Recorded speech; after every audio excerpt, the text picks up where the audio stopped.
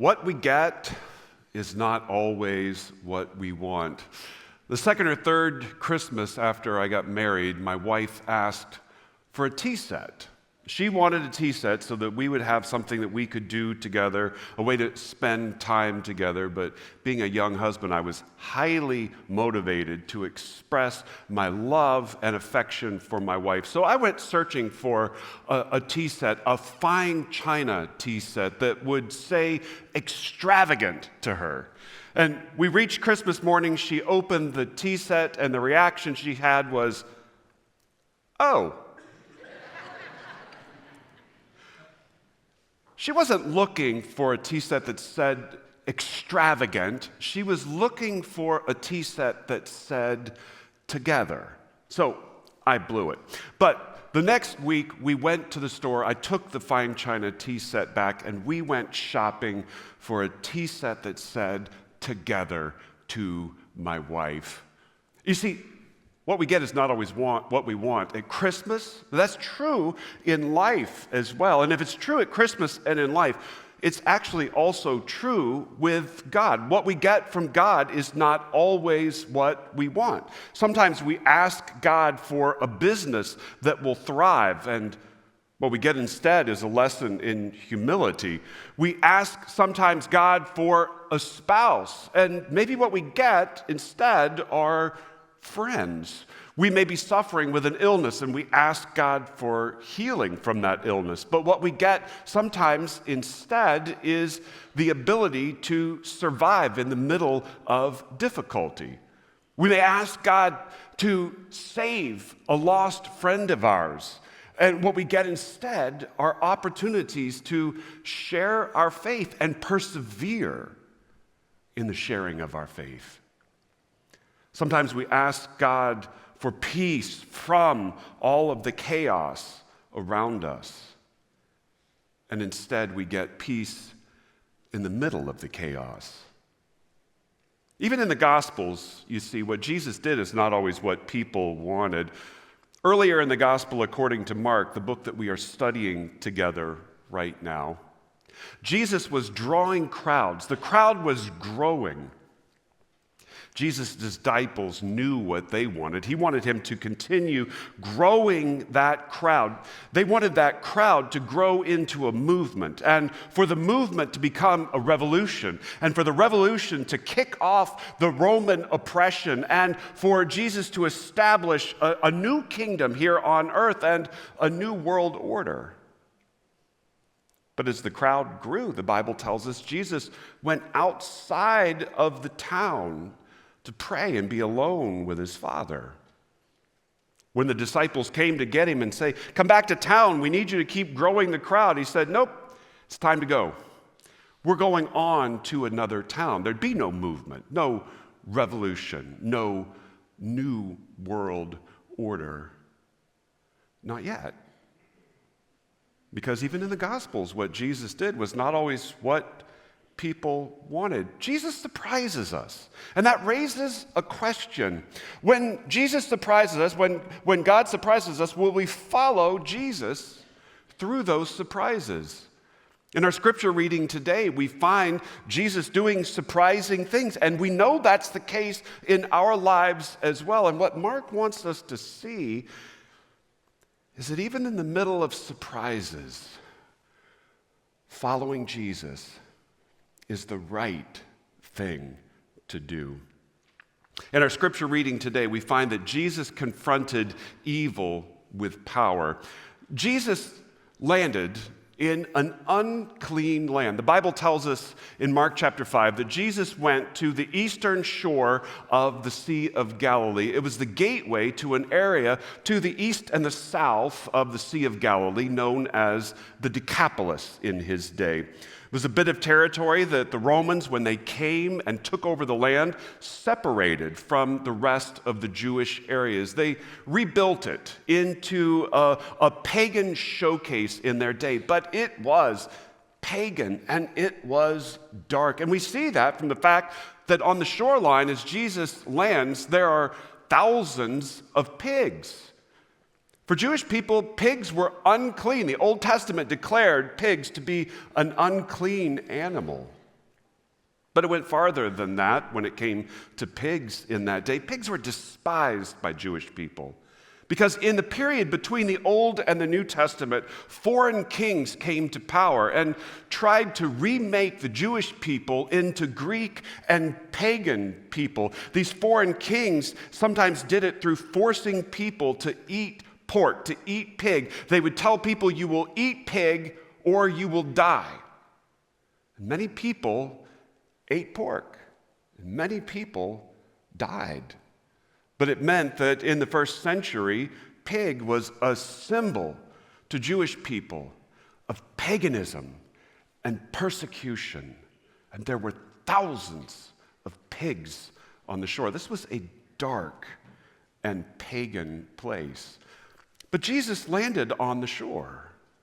And on the shore, he encountered a man with unclean spirits in him. The man ran up to Jesus as soon as he saw him, and the man was possessed by unclean spirits. He was controlled by this demonic presence, and as a result, he was living among tombs and up in the mountains, out away from everyone else. He did strange things. He would cry out, and he would cut himself. People tried to restrain him because they were afraid of him, because of his own good, and frankly, for their own good. But these demons made this man so physically powerful that when they would put him in shackles, he could break the shackles. When they would put him in chains, he could somehow break the chains. So here was this man, completely out of his mind, and everyone was afraid of him. This man was possessed by evil, but Jesus confronted evil with power. As Jesus came ashore, this man came running right up to Jesus. He had seen Jesus from a distance. And as he comes up to Jesus, he is threatened by Jesus and wonders why Jesus is there. Have you come to torment me now? Have you come to take this territory away from me? You see, the demons inside of him knew who Jesus was, and they were trying their best to take control of the situation. Yes, they caused the man to fall down in front of Jesus, and yes, they describe him by his name. They say, "You are the Son of the Most High God." But what they were trying to do is use Jesus' name, and somehow by using his name, take control of the situation. But Jesus was having none of that. Instead, he demanded to know their name. "What is your name?" And they responded, "My name is Legion." Because there's so many demons inside of here. It's like a legion of powerful evil inside of this man. And that's the point at which the demons knew they had lost. And so they asked Jesus, they actually begged Jesus, instead of casting them out into the spiritual wastelands, would Jesus give them permission to go into a herd of pigs nearby? Jesus agreed, and the demons left the man and went instead into the herd of pigs. Jesus confronted evil with power, and he defeated it. This is a reminder that sometimes evil must be confronted with power. That was the lesson that we learned from the life of Corrie ten Boom.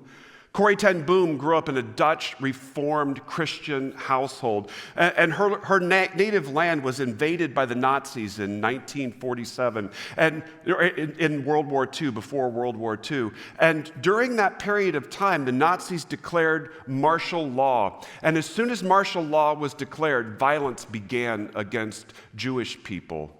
Jewish businesses were vandalized, synagogues were burned, and people began to disappear. The evil of the Nazis is a kind of evil that true Christians must resist, and Corrie ten Boom and her family, they did resist that evil with the power that they had. Members of the family joined the resistance movement, and they used their house not only as a base for the resistance, but as a place to house and to hide Jewish people and to help Jewish people make it to safety. You see, the family stood up with the power that they had against evil, the power of resistance, the power of confrontation, because evil has to be confronted with power. But this brings up a question, doesn't it? And that question is, do you ever wish God would confront the evil in your world with power? Here on the edges of the Sea of Galilee, we see Jesus confronting evil with real power. And we recognize that in our world and in our lives, there is real evil. And certainly sometimes we wish that God would confront that evil in our lives and in our world with power. But God doesn't always confront the evil in our world with power here and now. And even in our passage of Scripture today, we see that when Jesus confronts evil with power, he doesn't always do it exactly the way that we want. He didn't do it the way that the man wanted. What Jesus did was not what the man wanted. You see, the people of the land actually ended up asking Jesus to leave. When the demons went into that herd of 2,000 pigs, the pigs were up a steep incline, and they came down the slope, and they went straight into the water, and they drowned. The herdsmen who were responsible for the pigs went straight to the nearest village and began telling people what had happened. And people came. They wanted to see what had happened for themselves. And what did they see? They probably saw pig carcasses beginning to float up on shore. All the rest were gone, and they saw a man that they had known to be a raving lunatic, all of a sudden in his right mind, clothed and sitting calmly with Jesus. And they didn't understand what had happened, and they didn't know what would happen next. And they were afraid of what might happen next. And so they asked Jesus to leave. But the man asked Jesus for the right, the ability to go with him. This man said, Jesus, I want to be with you. He's saying he wanted to be a disciple of Jesus because to be with Jesus is to be his disciple. We learned that back in Mark chapter 3, verses 14 and 15, whereas Jesus is calling his apostles. He appointed 12, whom he also named apostles, so that they might what? Be with him. And he might send them out to preach and have authority to cast out demons. This man is saying, I want to be with you. I want to be one of your disciples. I want to leave behind my old life, and I want to have a new life with you. I want to be with you and be your disciple. But that's not what Jesus did. Instead of letting this man come with him, Jesus told the man, go home. Go back to the people who have known you before. Go back to the people who have known you as you have been. And show them the difference in your life. Tell them what has happened in your life. Tell them that God has set you free. Tell them that it was me who did it. You can't come with me. I want you to go home. And I want you to share with the people of the Decapolis what God has done. Jesus didn't do what the man wanted. What Jesus did was not what the man wanted. And this raises a question. Have there been times when God has done what you didn't want? Have there been times when you asked God for one thing and you got another? And when this happens, we struggle with what that means. And there are people who will tell us that when we ask God for one thing and we get another, it's because we have a lack of faith. And there are other people that will tell us that when we ask God for something and what we get is something different, it's just one more piece of proof that God doesn't even exist, or that God's not powerful, or that God doesn't care about us, or that God's not good. And the truth of the matter is, at times when what we get is not what we want, we have those thoughts ourselves. But the truth of the matter is, God is not under any obligation to give us exactly what we want, when we want it, the way we want it. And if we were to try to put God under that kind of obligation, well, then we would actually be making ourselves into gods. and reducing God himself to being a slave. What Corrie ten Boom got was certainly not what she wanted. People in her land began working with and for the Nazis, and someone informed on the ten Boom family. It told them that they were part of the resistance and that they were hiding Jews in their home. The Gestapo raided the family's home. They didn't find any of the people the family was actually hiding, but they arrested the entire extended family. Eventually, they set most of the family free, but while members of the family were in prison, Corrie ten Boom's father became ill and actually died quickly in prison. Corrie and her sister Betsy were not set free. They were sent to a concentration camp. And in the concentration camp, Betsy died. And certainly none of that is what Corrie ten Boom wanted. See, what God does is sometimes not what we want.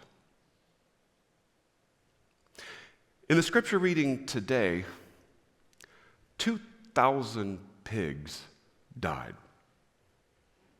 Jesus went to the shore of the Sea of Galilee, and 2,000 pigs were infested with a horde of demons. And Jesus didn't save those pigs. Someone owned those pigs, possibly one person or several people. And when those 2,000 pigs died, that someone, those someones, experienced financial hardship, possibly financial ruin. And Jesus didn't prevent that financial ruin. Jesus went to the Decapolis, and he didn't heal every one of their diseases. He didn't fix everyone's problems. He didn't bring a new way of life. He didn't change the world in the Decapolis. Not that day, not yet. And when we look at it, we may be tempted to conclude, wait, that's not fair. But what we see is that Jesus was up to something so much bigger. You see, that day on the shores of the Sea of Galilee, Jesus cast out a legion of demons in a pagan land. Jesus had cast out demons before. He had cast out a single demon from a single person inside the boundaries of Israel. But here we see Jesus doing something so much bigger. We see him casting out an entire legion of powerful demons all at once by a word. And there are people who would have said in the day that Jesus, working in the power of the God of Israel, is free to do anything he wants inside of Israel. But we find here that Jesus' power is not limited to the nation of Israel. Jesus' power works in pagan lands as well. And what Jesus is showing us is that he has the power to defeat evil of any kind, anywhere, at any time. There are no limits on the power, the scope of God. Jesus is demonstrating his great power that day. And all of this had to do with one man. One man.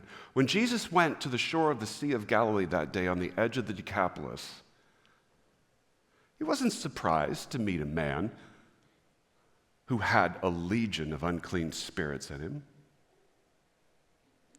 Nor was he surprised when the people of the region rejected him.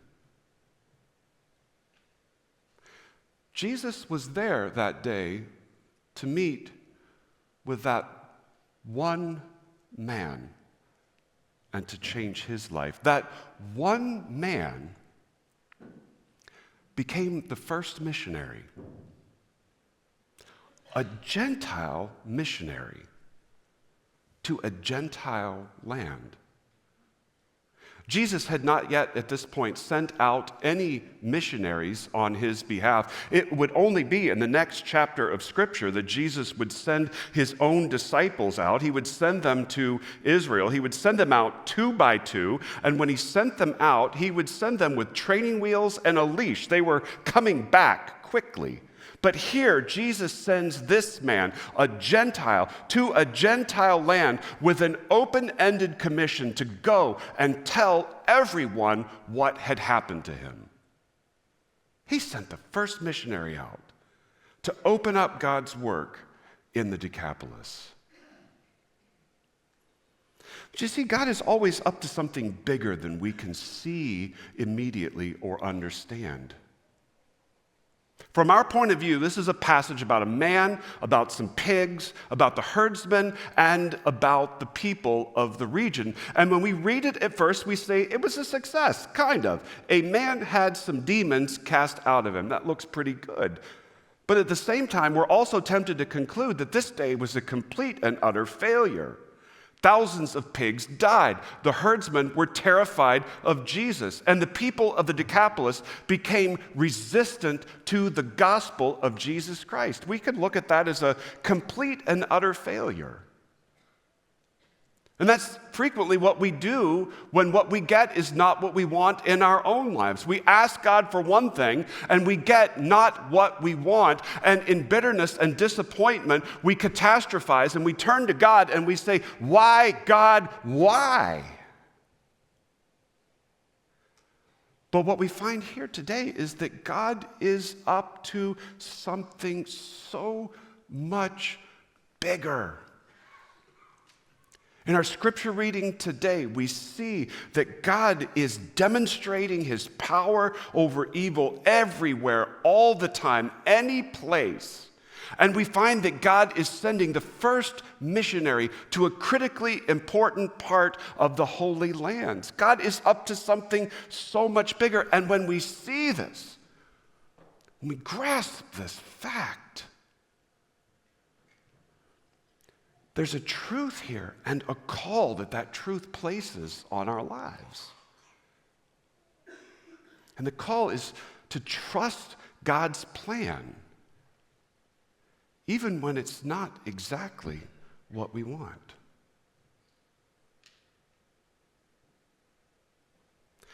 There was another chapter to Corrie ten Boom's life story. Corrie survived the concentration camps. And when she was released, she went home. And she turned her family's home into a refuge for other survivors of concentration camps, into a place where members of the former resistance could come and heal and prepare for new lives. Corrie ten Boom became an ambassador for forgiveness. And in 1947, she was speaking at a conference in Germany about forgiveness. And after the conference, a man came up to her in a charcoal gray overcoat. She looked at him. And instantly, she was taken back to the concentration camp where she had met him. And she could remember the harsh light overhead, the pile of women's dresses and shoes in the middle of the floor. And she could remember herself and her sister Betsy being forced to walk naked in front of that man, that guard from the camp. And he confessed to her that he had been a guard in a concentration camp. He didn't recognize her, though. And he told her that in the years since the war, he had become a Christian himself. And in becoming a Christian, he had experienced the forgiveness of God for the terrible things that he had done. But he wondered, if she might forgive him as well. And he put out his hand and he asked, "Will you forgive me?" Corey writes about it and says that her arms were glued to her side. And she prayed. And she asked God for the ability simply to extend her hand. And slowly she did. And when she grabbed his hand, she said something powerful happened inside of her. A wave came over her. And she said, "I forgive you, my brother, with all my heart."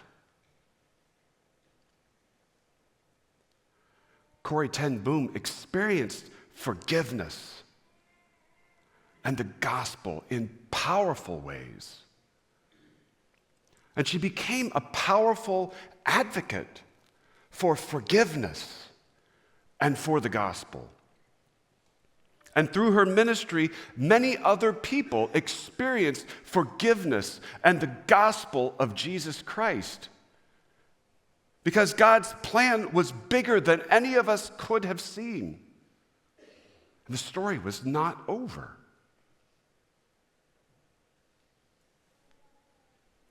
When we think about the fact that what we get is not always what we want, there are some principles for us to keep in mind. Several weeks ago, I shared with you a first principle that I hope you will keep remembering. We don't always get what we want, but we get exactly what we need. To me, this is the manna or the daily bread principle from the Bible. And it's important to remember when we don't get what we want, because we know that God didn't promise us that he would give us everything that we want, the way we want it, when we want it. But God did promise us that he would give us everything that we need. That's what happened when the children of Israel were out in the wilderness hungry. God provided them manna, bread from heaven. And this is why Jesus told us to pray in the Lord's Prayer, his model prayer. He said to pray, "Our Father, give us today our daily bread." God is promising us that while we don't always get what we want, he is going to give us exactly everything that we need. That's a first principle to remember when what we get is not what we want. But today's passage gives us a second principle, and that second principle is that God doesn't build our kingdoms, he's building his. Jesus didn't go to the Decapolis that day to heal every disease, to fix every problem, to make the Decapolis a right place. Jesus didn't go to the Decapolis that day to save thousands of pigs or to prevent someone's financial ruin. And Jesus didn't even go to the Decapolis that day to make the life of a man who had suffered terribly into a life of peace and happiness for the rest of his physical life. Not yet. And the same thing is true of us. Jesus doesn't promise us that he's going to make us healthy and wealthy and solve all of our problems and make our world okay now. Not yet. Jesus doesn't promise us that. But Jesus says that he is building his kingdom, not ours. And we see that in our scripture reading today.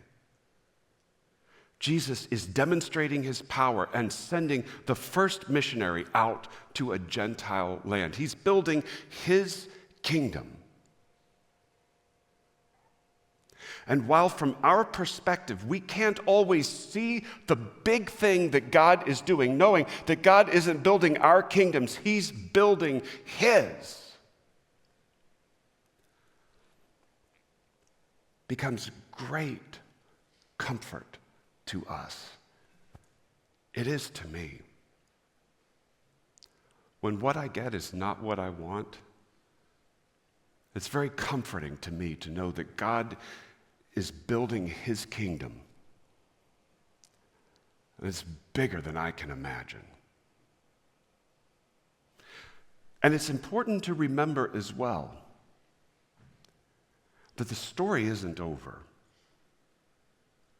We've seen that God can defeat evil anywhere, anytime. And he will.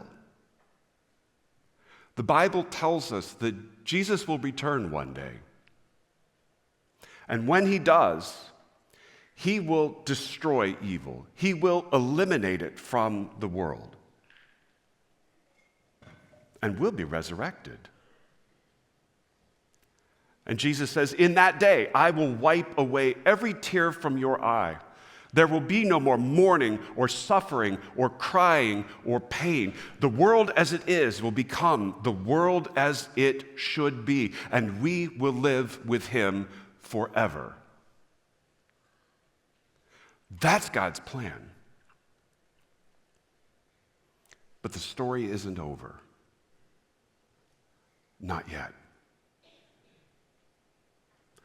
So we're called to trust God's plan and God himself. The story isn't over. God is still building his kingdom. And along the way, day by day, he gives us everything we need. So we can trust God's plan, even when it's not exactly what we want. And we can trust God himself, even through the surprises.